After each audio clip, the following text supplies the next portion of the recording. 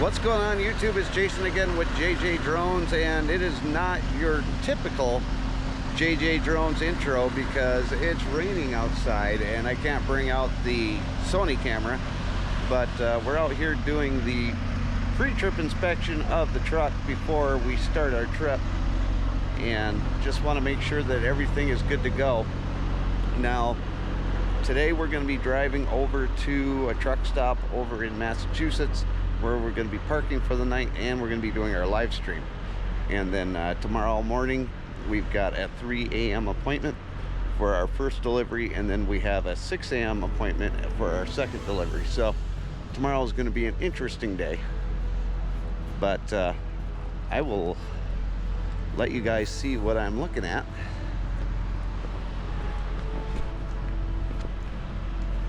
So we're just starting at the back of the truck, making sure that there's no damage, making sure that our tires are good, that there's nothing blocking anything under there. It truly is a beautiful trailer.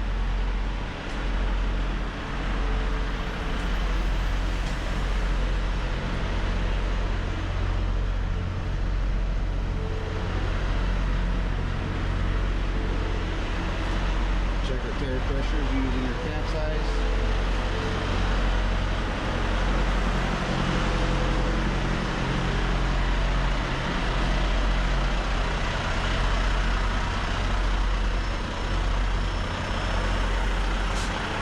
We still have our Wreaths still attached to the front of the truck. So I'm going to put this camera back on the front of the truck, and then we're going to get heading down the road here in just a little bit. So let's get in the video.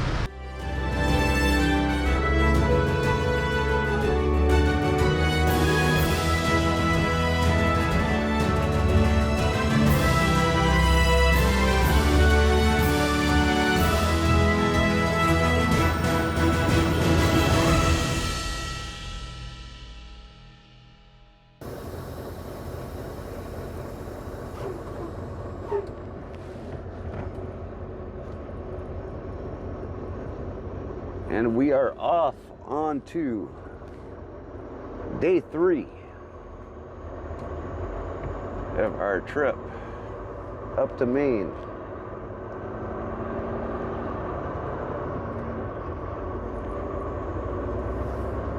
And it is raining like crazy. I guess we'll see how well this footage comes out in the end. The GoPros actually do a really good job in the rain from previous experience.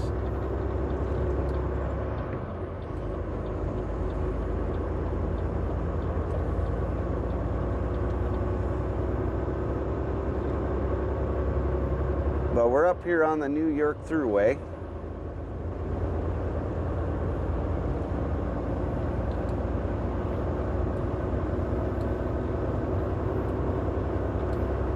And I was kind of looking at the weather before I took off, and it looked like this was going to be our path of least resistance as far as weather went. And so far, other than the rain, it seems to have worked out to be that way. Now I'm not sure what Pennsylvania is looking like right now, but yesterday Tennessee had a huge storm go through, and they had tornadoes all over the state. I know that Franklin, Tennessee was hit, and a couple of other cities down there. Lots of damage down there. Fortunately, Chattanooga was spared, but there's a lot of damage all over the rest of the state of Tennessee. So thoughts and prayers are with the families and the communities down there especially anybody that has lost a loved one. I don't have any numbers as far as anybody that was killed or injured or anything, but from what I heard, there were certain areas in the state of Tennessee that the tornado just kind of came out of nowhere and there was no warning or sirens going off because of the lack of warning of that tornado coming down. So you got to think that somewhere in that big mess, somebody didn't get the warning and possibly could have gotten injured. So hopefully everybody down there is all right. You can always rebuild property. You can't rebuild people. Now, as far as the drive goes up here, yesterday we ran into quite a bit of rain, and I know you guys didn't see it on the video while I was filming, but after you did get to see it when we made it into the truck stop down there in Toledo, because it was raining a little bit, but you didn't get to see how much rain it was pouring after that, because it was just coming down like crazy. All right, we have a utility truck up here on the shoulder. That car is going to let me over, so thank you. Ooh, he's got a steer tire blown.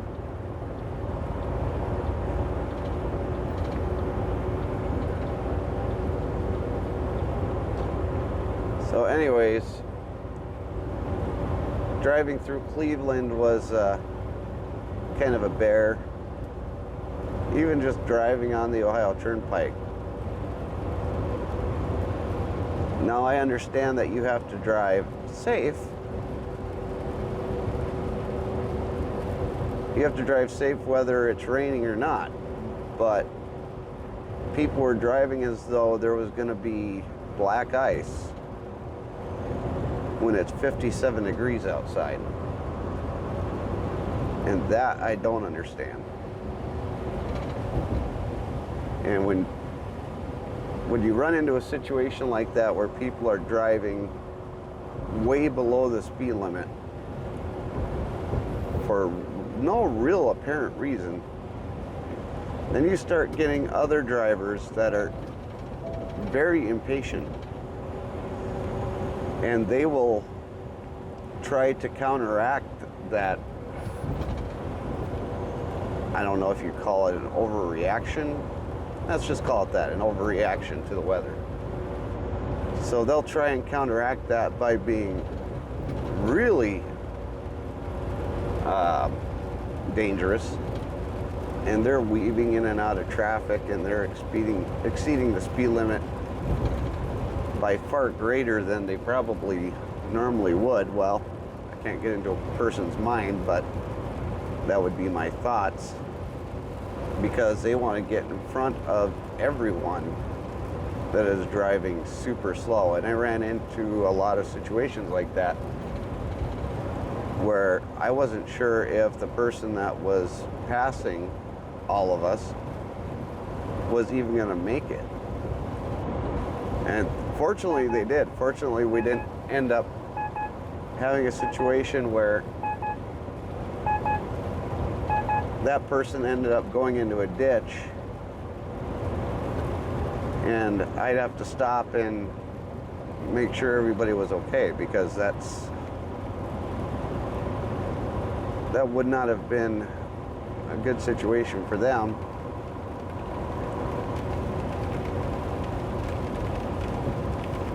I would just prefer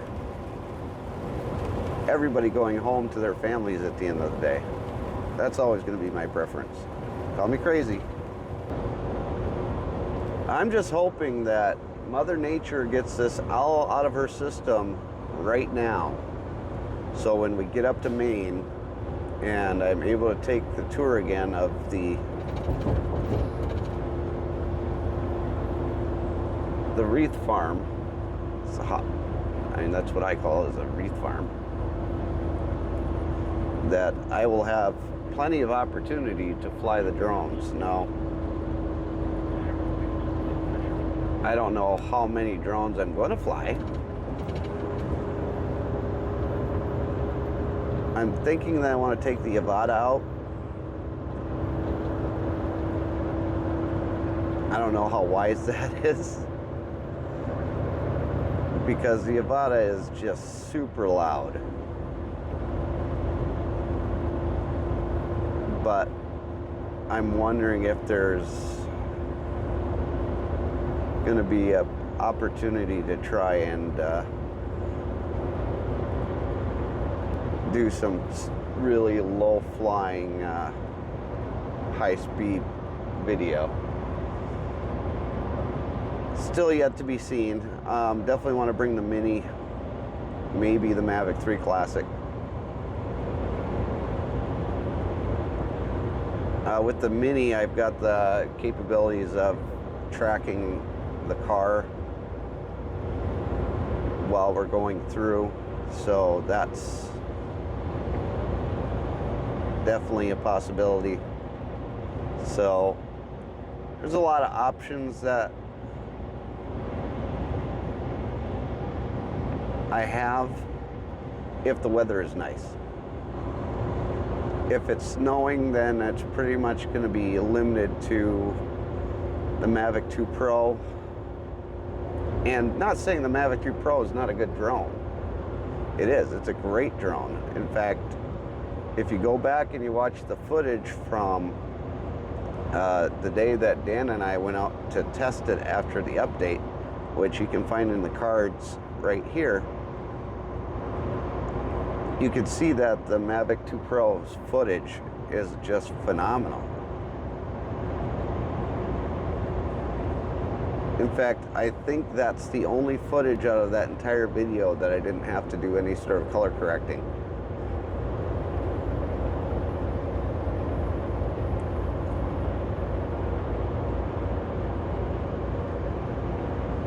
So I don't have any problem using that drone. I really would like to use the Mavic 3 Classic if possible though. And I definitely want to use the Mini 4. Because the Mini 4 gives me a lot of options that, let's just face it, the Mavic 3 Classic doesn't give me. And the Mavic 2 Pro, I could use that as a vehicle tracker, but the batteries in that drone don't last nearly as long as the Mini. And as I've said before in multiple other videos, the Mavic 3 Classic just sucks as a vehicle tracker. It just does. I've tried it and tried it and tried it, and I can't get that drone to be the vehicle tracker that I want it to be. So I'm very disappointed with that drone as far as that goes. But, you know, night flying, waypoints, everything else that you ask that drone to do, it'll do in spades. It's just a fantastic drone. Vehicle tracking, not so much. If you're by yourself, if you're walking, it'll track you just fine.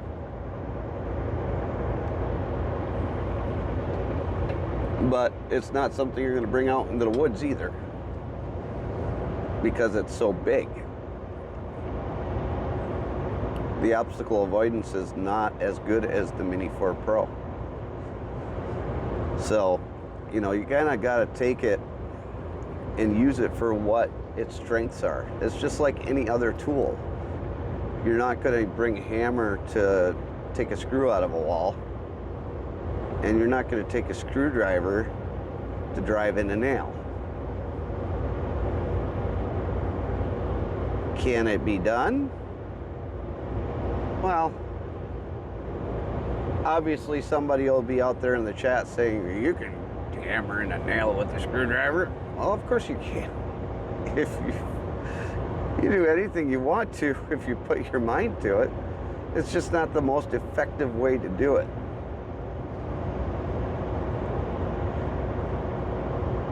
So,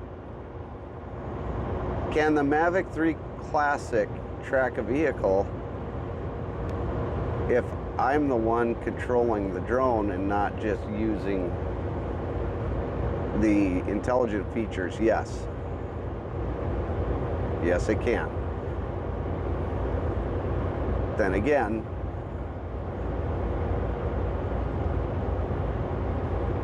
if I'm able to use the intelligent features on the Mini 4 to do it, or one of the other drones to do it, that would be my preferred way to do it. But yeah, I could definitely use the controller myself and track the vehicle that way. So there's a thought. And whoever wrote that comment down there in the comment below, thank you very much. We've got 323 miles left to go today. Well, that's going to the customer, so we'll see how close to the customer we get from the truck stop. I'm guessing we'll probably be about half an hour from the customer. You see, up in the Northeast, Massachusetts, Connecticut, Maine, Rhode Island, you name it, any of the New England states, your parking is very limited.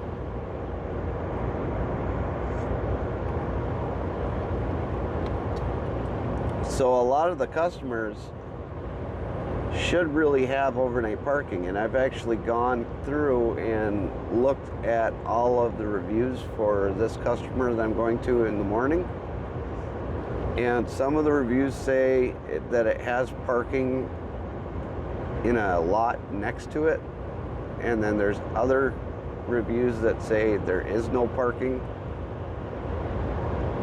I guess it all depends on what review you trust. I find it really difficult to trust any of them because they contradict each other.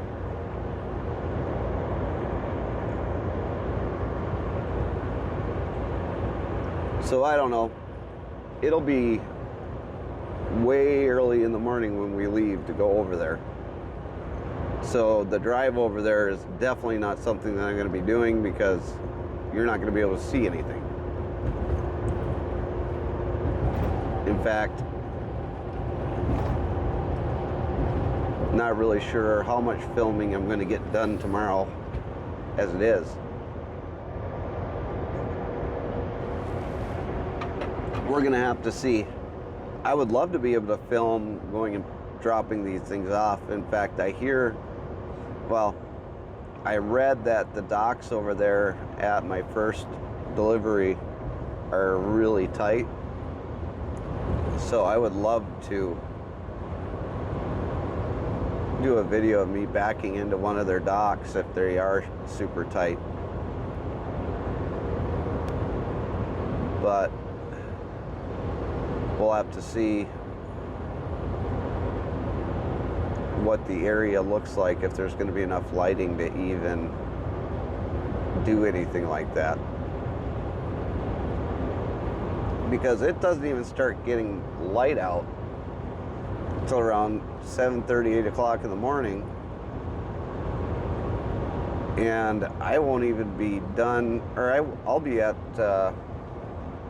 crossing my fingers, I'll be at the second customer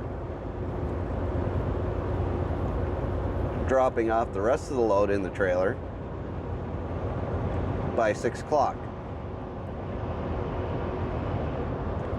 Now I say crossing my fingers because all of the reviews also say that the unloading services at the first stop could take 4 to 5 hours. And let me tell you, after sitting in the shipping dock for 5 hours, 5.5 hours, it would not surprise me that the first delivery would take that long. My only question is, will the second delivery be forgiving for the first delivery? And I did kind of bring that up when I got the load assignment.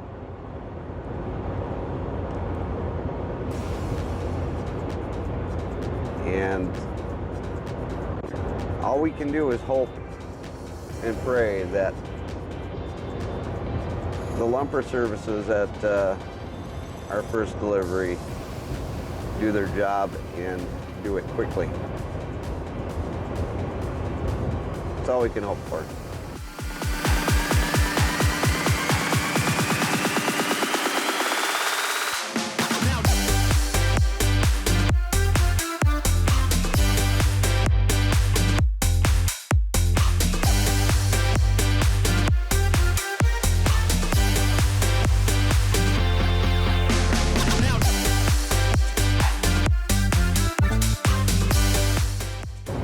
Okay guys, well, it doesn't look like it's going to be anything exciting today. Again, that's a good thing.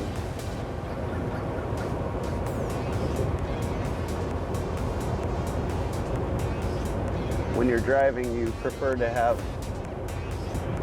as little excitement as you possibly can, because excitement means problems.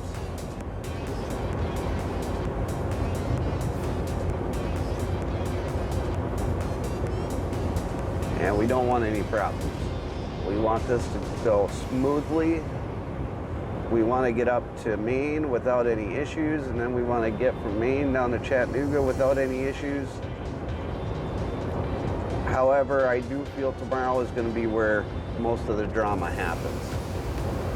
And I'm sad to say, but it's mostly because of the unloading process at these customers. There needs to be some sort of accountability given to these customers for making trucks sit for 4 or 5 hours waiting to unload. And I'm completely judging based on reviews. I'm not judging by my experience with these customers because I don't have any.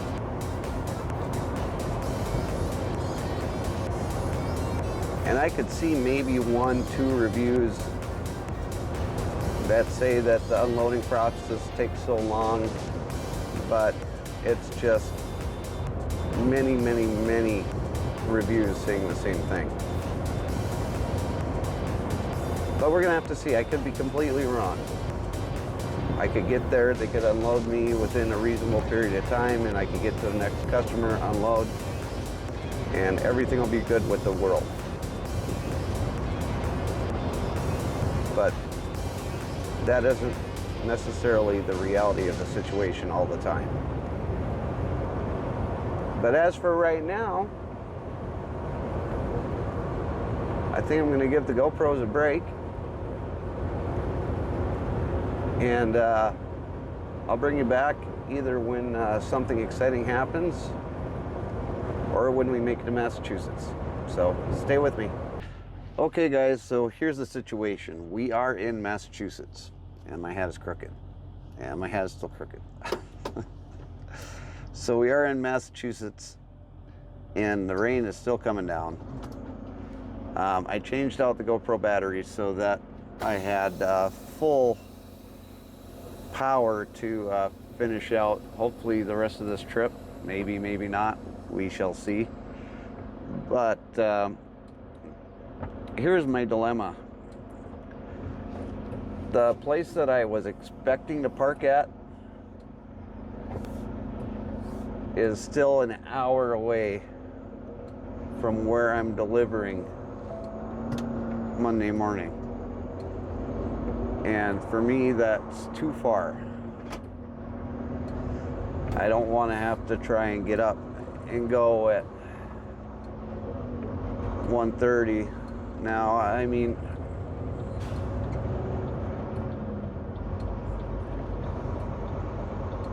there we go. So, and I did yield, by the way. So I did find one of these rest areas that's a little bit closer. And the only problem with that is they only have 4 available parking spots. So what we're going to do is we're going to attempt to go over there and see if they have parking. Now, if they don't have parking, well, we're pretty much screwed on parking there, and there's no other truck stops after that. But what I'm thinking is, I've read a lot of reviews on that customer, and like I've said previous, is that there's a lot of conflicting information on whether or not there's actually parking on site. So I could be basically not helping myself by not going down there directly and parking down there, because there might be a place to park. However, I could get down there and it could be possible that there is no place to park.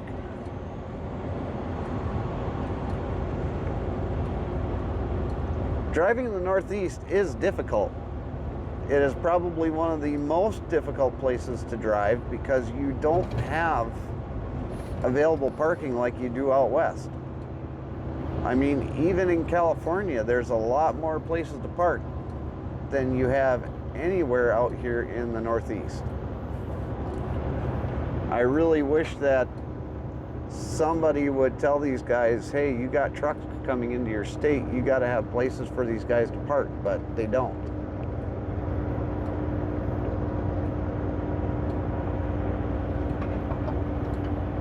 So we're going to try plan A, and if plan A does not work out, we're going to go on to plan B, and hopefully the information that is provided on Google Maps is accurate and there is a place to park, because if not, then you know, what do? You basically find a place that you can park, take your break, and hope you don't get told to move.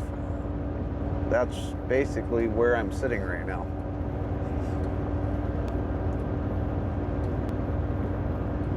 The biggest issue is the time of day that they want me to be there, the 3 a.m.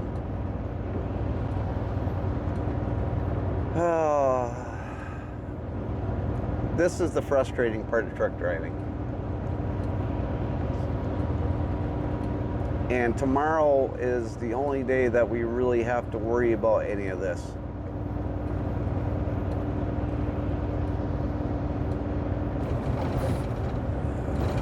The nice thing too, if we're able to park down there, I'm not gonna have to start my day at 1:30 in the morning. I can start it at like 2:30, which will give me more time to try and get up to the Wreaths Across America location. So, I don't know, it's gonna work out one way or the other. It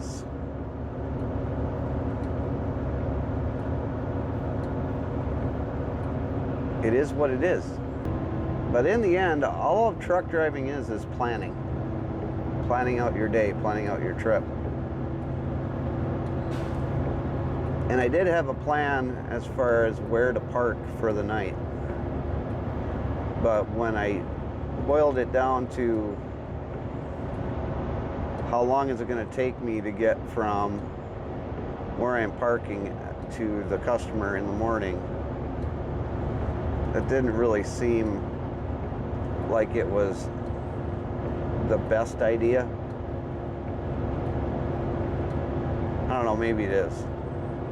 I know what I've done in the past in this kind of situation, but I want to hear from you. If you're a truck driver out there and you've run into a situation like this out here in the Northeast, definitely drop a comment down below and let me know how you would handle this kind of situation. Would you just park the full hour away and just leave a little bit earlier in the morning, where you got to start your clock earlier than you really want to?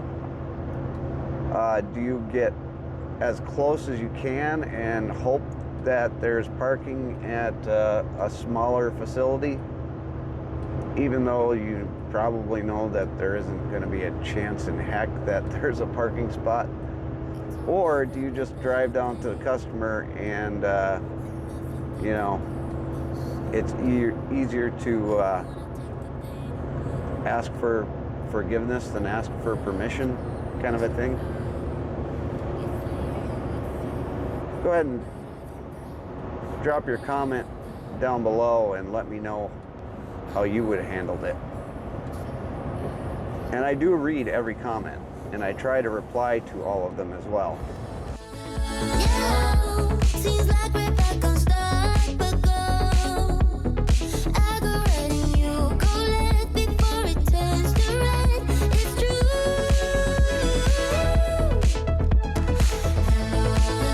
Yeah, I hope that we could work it out. We'll never be enough for you. No shed a tear or two for good. There are other ways and other reasons, but only one that cuts to pieces. So why we Well, I think I finally found the hometown of Dan, the droning veteran, and the exit for it is right here, and it is Belchertown. So Dan, I found it. You owe me 50 bucks.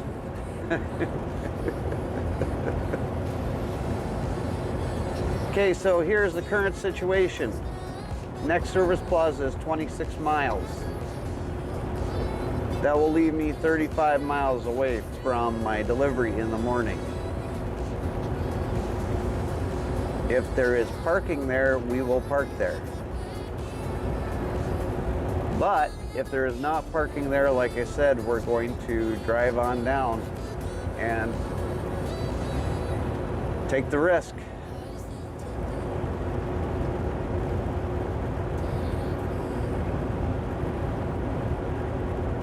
That's all we can really do. for you, hardest thing to do, did it all for you. Yeah, seems like we're back on start, but go. I go right and you go left before it turns to red. It's true.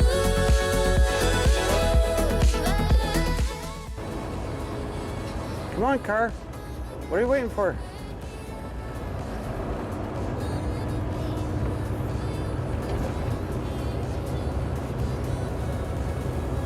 It's like he was waiting for a special invitation. Yep. That was not very smart of that Volkswagen driver, but hey, at least they used their blinker, right?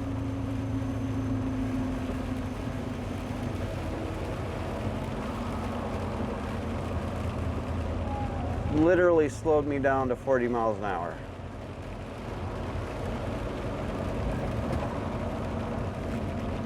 On a downhill.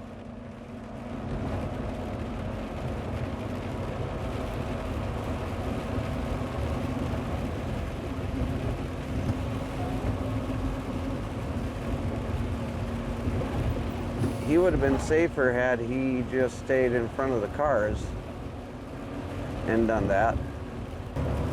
If you're ever wondering, why do people not like to drive truck in the Northeast? I give you Exhibit A, Your Honor.